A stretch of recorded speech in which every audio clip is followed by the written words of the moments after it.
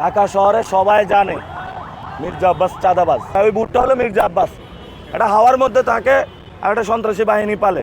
উনি এখন বাংলাদেশের সবচেয়ে বড় আলেম আল্লামা মির্জা আব্বাস। ওসমান হাদির সিম্পেথি আমি নিচ্ছি না। শরীফ ওসমান হাদি যে পথটা দেখিয়েছে সেই পথে আমি যাচ্ছি। উনি বলছে সংসদে গেলে চাঁদাবাজি সন্ত্রাসীদের ঘুম হারাম করে দিবে। আমি শুধু সংসদে গেলে না, ওরা ঘুমায়া থাকলেও ঘুম হারাম করে দিব, জেগে থাকলে ওদের জাগনা হারাম করে দিব। হাদি ভাই যে কথা বলেছেন, আমি তো হাদি ভাইয়ের ছবি নিয়ে ঘুরি না। হাদি ভাই যে পথটা দেখিয়ে গিয়েছেন, ওনারা খালেদা জিয়া কি গণতন্ত্রের পথ দেখাইছেন না? মানুষ মানা কি গণতন্ত্র? প্রচারণায় বাধা দেওয়া গণতন্ত্র? শুধু পোস্টার লাগাইলে হবে? আমার অফিসেও খালেদা জিয়ার আমি পোস্টার রেখেছি। আমি খালেদা জিয়ার যে গণতন্ত্রের কথা সেটা বলছি।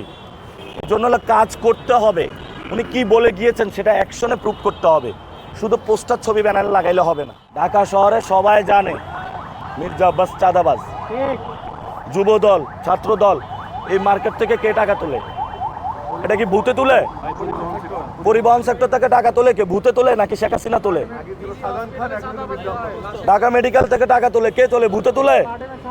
বারডেমের এখান থেকে টাকা তোলে কে? ভূতে তুলে? এগুলো তো ভূতে তুলে না। ওই বুটটা হলো মির্জা আব্বাস, এটা হাওয়ার মধ্যে থাকে আর একটা সন্ত্রাসী বাহিনী পালে। কারণ চাঁদাবাজি করে, ও টাকা দেওয়ার সময় কে চাঁদা রসিদ দেয় নাকি? তো তাহলে যারা এই দোকানপাটে যেখানে প্রবলেমগুলো চলতেছে, 12 তারিখের পরে দেখবেন সবাই এসে মুখ খোলা শুরু করবে।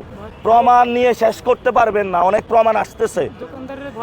এই যে দুর্নীতি, মির্জা আব্বাসের দুর্নীতি, আপনারা পত্রিকা দেখেন নাই, আপনারা পড়েন নাই মির্জা আব্বাস যে দুর্নীতি করছে। দুর্নীতির মামলা উঠছে কখন জানেন? দুর্নীতির মামলা যে উঠে গেছে, এটা উঠছে 5 তারিখের পরে। 5 তারিখের পরে এই দুর্নীতির মামলা ওনার উঠে গেছে। উনি এখন বাংলাদেশের সবচেয়ে বড় আলেম আল্লামা মির্জা আব্বাস। মির্জা আব্বাসের প্রচারণা এখানে এলাকা এলাকা এমনি উনি করে দিছে। মানুষ বলে যায় কানে বললে মির্জা আব্বাস চাঁদাবাজ। ওটা উনি যে যা করে এটার মাধ্যমে ওনার প্রচারণা। দেশে দেশে সবার সাথে দ্য নিউজ।